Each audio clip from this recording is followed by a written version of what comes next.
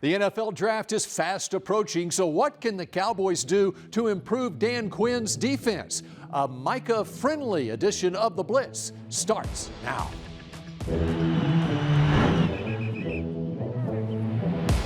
Pops out to the right, breaks a tackle.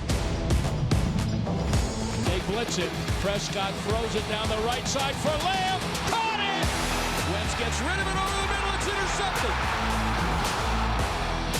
Back to throw, rush, sacked by Parsons. Heaves it deep down the left side for Gallup. He's got it. Touchdown!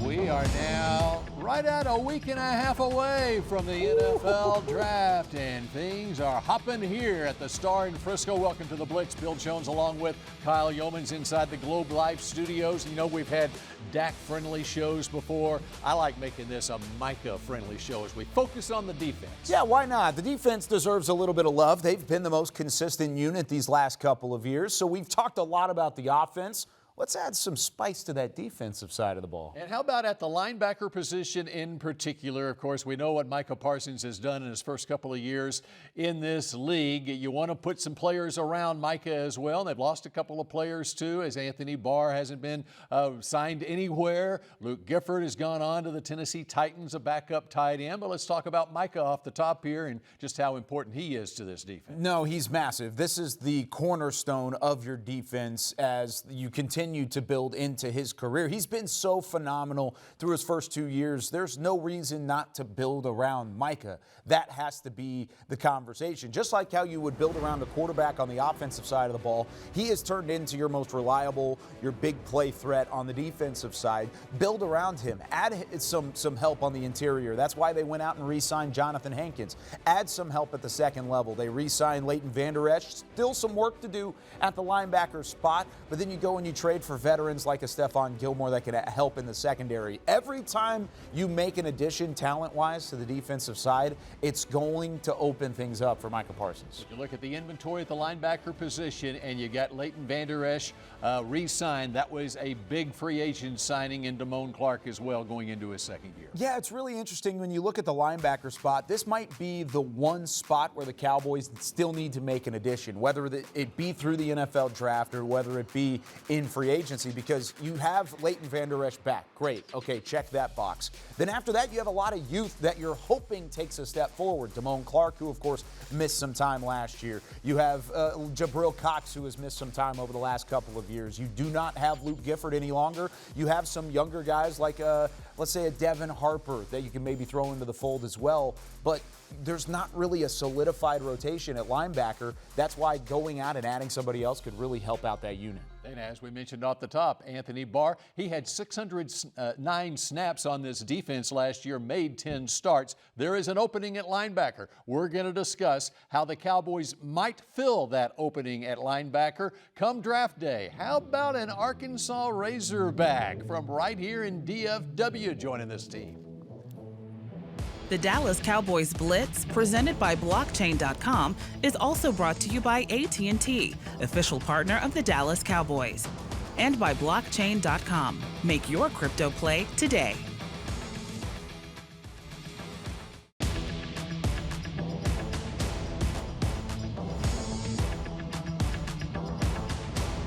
This segment is brought to you by AT&T. Come out to the Star in Frisco for Dallas Cowboys Draft Weekend presented by Miller Lite. The party starts on Thursday, April 27th, 6:30 p.m. Enjoy draft coverage, player appearances, live performances, and more. On Friday, come back for Draft Night Out with live music and games, and finish strong on Saturday, the Draft Day 5K presented by Baylor Scott & White Health.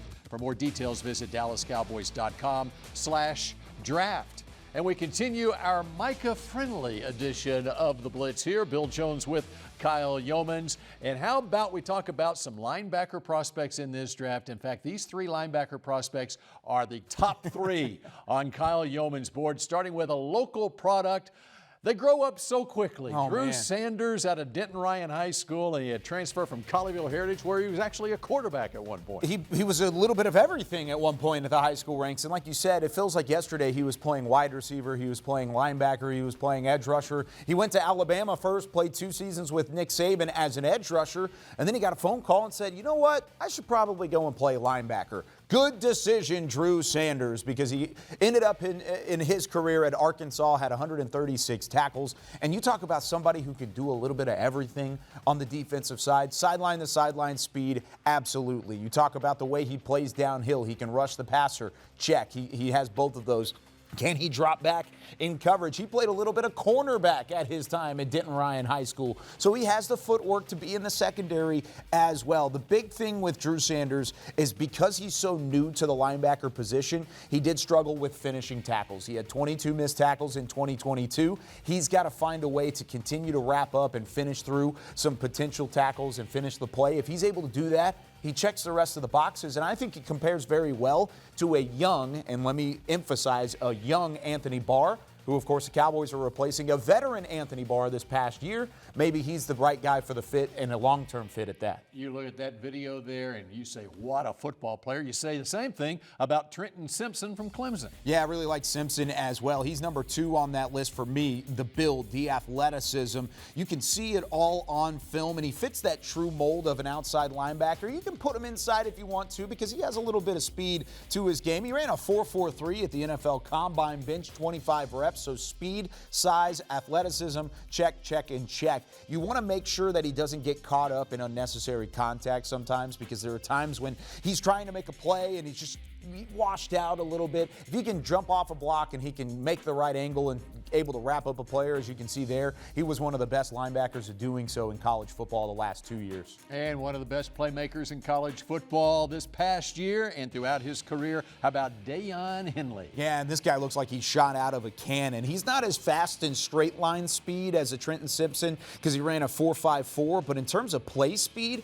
Deion Henley is fun to watch, whether it's on the blue field, the blue turf at Boise, and he's chasing down wide receivers, or he's plugging a hole at the line of scrimmage and he's going up and making a tackle in the middle. Former Nevada transfer, finished up at Washington State, but he's really, really good in coverage. That's where he's able to kind of use his high motor skills, and I really like the way he roams sideline to sideline. Got to find a way to play the pass more specifically, because even though he's good in coverage, he does allow some separation, and he relies on that speed to try and work back to the football. Deion Henley is fun to watch. He's fun to listen to as well, a vocal leader on that defense. All right, when we come back here on the Blitz, if he's good enough for Jason Witten, he's good enough for us. This segment was brought to you by AT&T.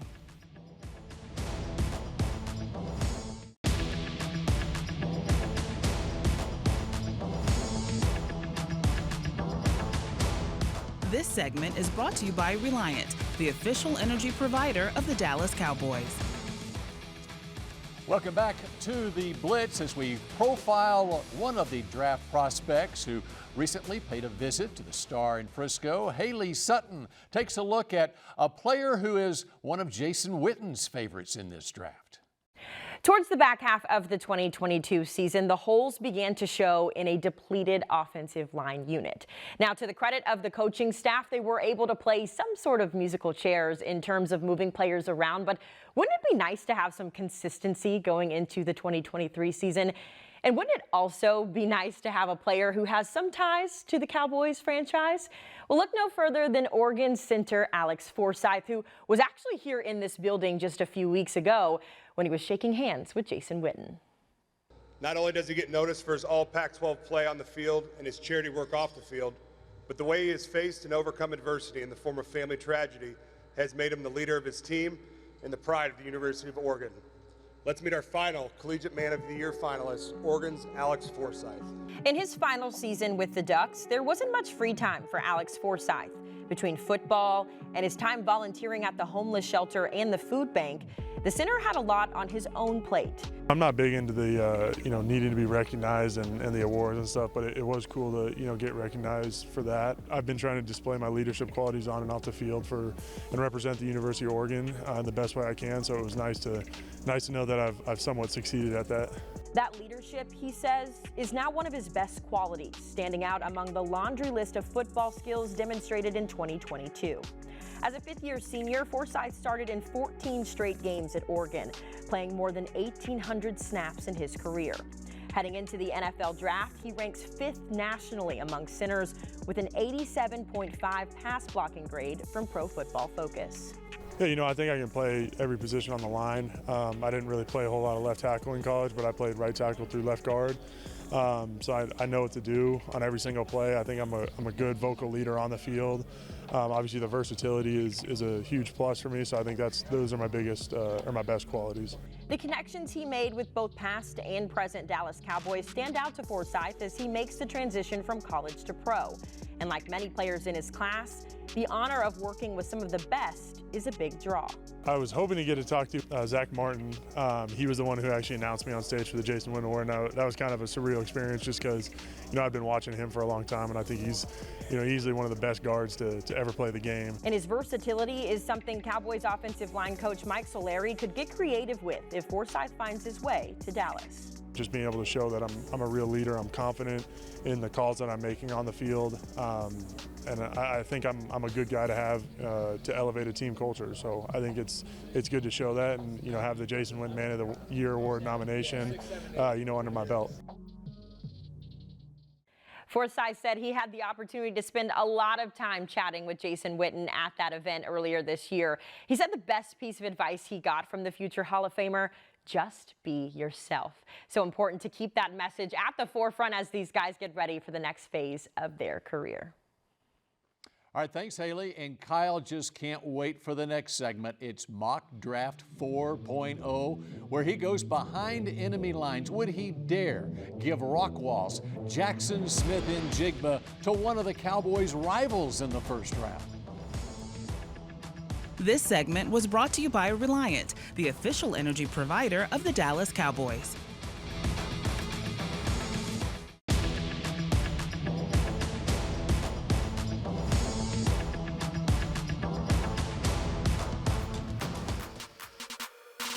All right, we're going to get started. His kids feel and understanding he's one step ahead in everything he does. Yeah, physical tools off the charts. I mean, the guy's athletic, he can run, he can make plays on his feet.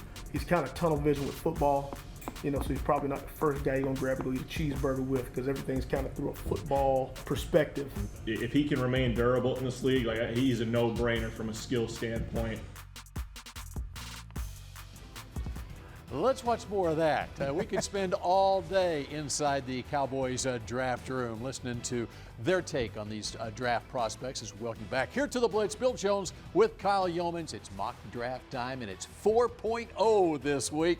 And this one's unlike any mock drafts you've seen before because Kyle is going behind enemy lines. That's the key, because as much as we would like to be a fly on the wall in the draft meetings and then war room come draft time, we would love to be even more so a fly on the wall of your divisional rivals. And that's what we're going to do today. We're going to do a first-round mock with all 4 of the NFC East teams, the Eagles, the Giants, the Commanders, and then we'll round things out at pick number 26 with the Dallas Cowboys, how things could possibly shake out with the NFL draft. The Eagles are up first. They pick at number 10. And, of course, coming off of a Super Bowl berth, having a top 10 pick is a nice little additive to what they bring to their front office. Here's some of the options that they have available. No Christian Gonzalez, no Tyree Wilson. Jalen Carter's off the board. Will Levis is gone. 4 quarterbacks go in the top 10. So it really leaves them wide open. Look at this. You got every single wide receiver on the board. And, of course, adding that with A.J. Brown and Devontae Smith is enticing. You even have Bijan Robinson here that could potentially be another added skill piece for a team that led the NFL in rushing 2 seasons ago. That would just make things even more dangerous. But I think really with the Eagles and what they need to start doing is they need to find a way to continue Jalen Hurts' momentum, protect Jalen Hurts, and allow him to be successful. And I think the best pick for that right here, if they don't trade out, because there was a possibility here of trading out, but they stayed put and they selected Peter Skoronski, by far the best tackle on my board throughout the entire draft.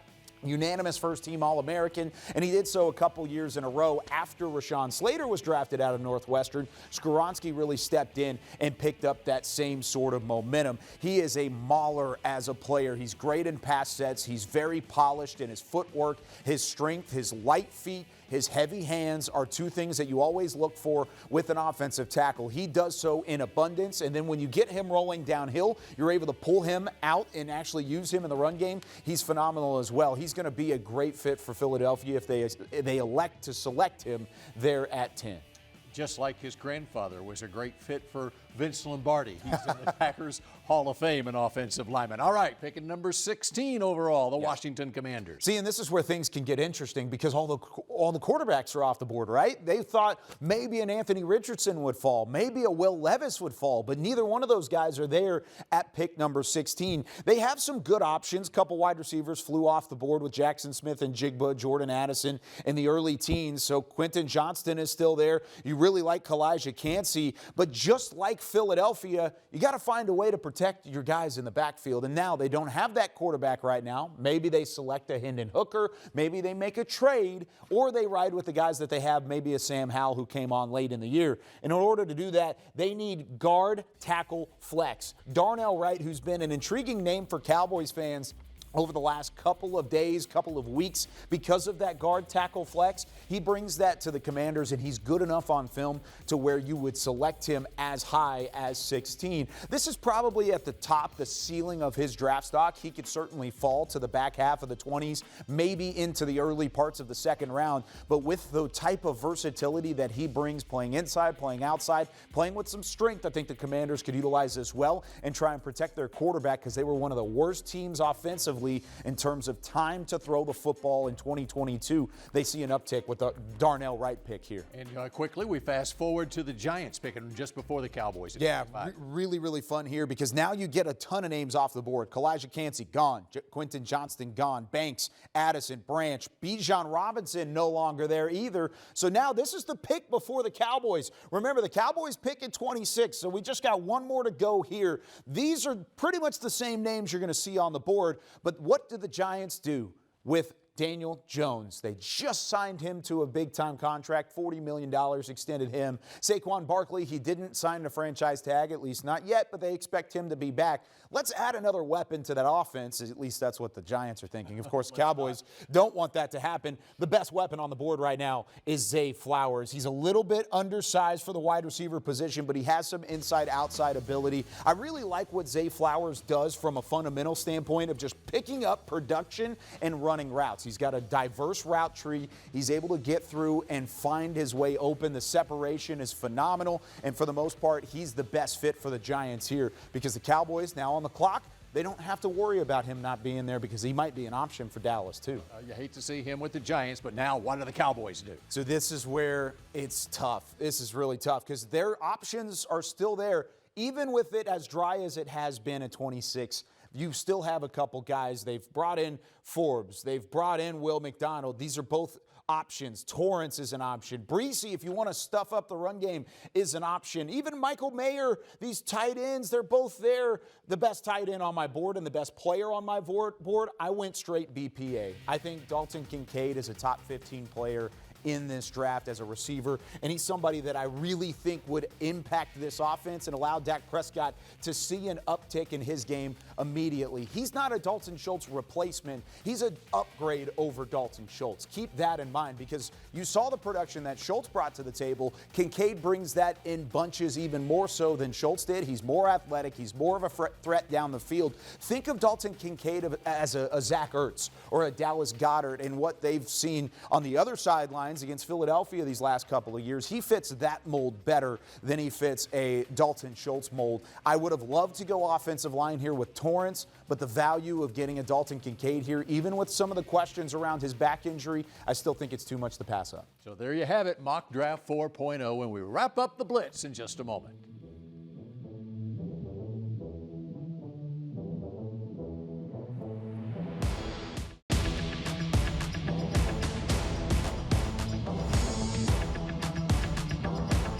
Dallas Cowboys Blitz, presented by Blockchain.com, was also brought to you by AT&T, official partner of the Dallas Cowboys, and by Blockchain.com. Make your crypto play today.